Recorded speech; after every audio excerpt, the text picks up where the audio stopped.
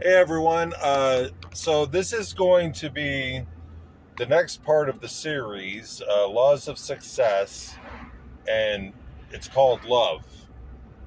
And really, in many of my videos, I had stated how, you know, in this world, how love tends to take a back seat when it comes to relationships and finances. And I have witnessed it myself, personally. I have seen it in other people. And, as I will eventually get into, is that it seems like for everyone, it's common knowledge. You know, uh, you're born in this world and you live your life to toil.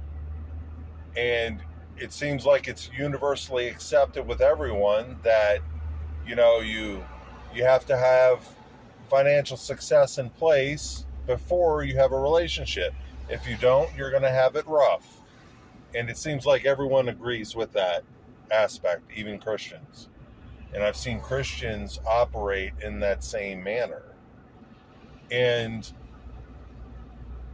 the question is this approved by God? Is this what God intended for families? Is this what God intended for couples to pursue this route and you know totally forget about God? And apparently that's what happens in Christianity, is that you're you're obedient to God up to a point, but when it comes to really giving him trust, people won't do it. People will not take a step out in faith and see what God can do. And so that is what I want to try to do in this video, is to really show that thinking and really get down to it, why we think what we think, why we are pursuing financial success in that manner, and giving love a back seat.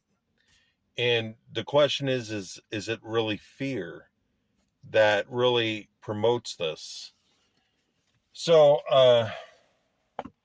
let me open my notes, since I have stopped my car, and I have a few pages of notes. I really tried, to think, really tried to dissect um, everything that's people believe, and, what their thinking is regarding this.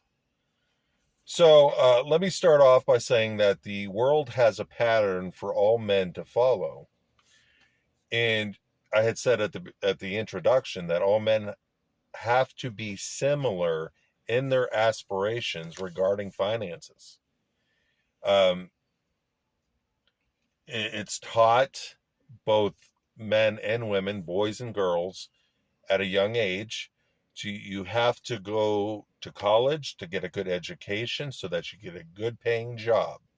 And then after that, you have to pursue, finances, saving, investing, uh, saving to get a car, saving to get a house. And, you know, like I had said, have investments in place, because it would be smart, to have a backup plan. It would be smart to save monies for contingencies, things like that. And so, anybody, any man or woman that does not, come close to what has been taught to them in society is not a good prospect. And it's not so much women, but the burden is more or less on the man in this world, because the world has set him as the main provider. So my question is, what brings couples together? um, I really was thinking about this whole aspect. I mean, what would attract a woman to a man? You know? Well, I guess with some women, I mean, if a woman is attracted to a man because of finances, then, the world labels them as gold diggers. I've seen videos on Facebook about that. Some could be acting, some could be real. But, you know, what would really attract?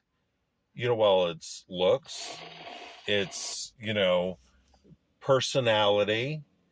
And so I can't see how couples would unite together and find attraction through money. I don't see how that can happen. I see it as, you know, their attraction is probably at first based on looks. And then if you're attracted to them, you're going to start talking to them, you get to know them.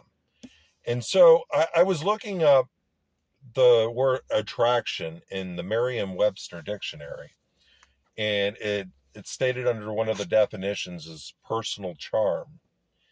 And then one that really, got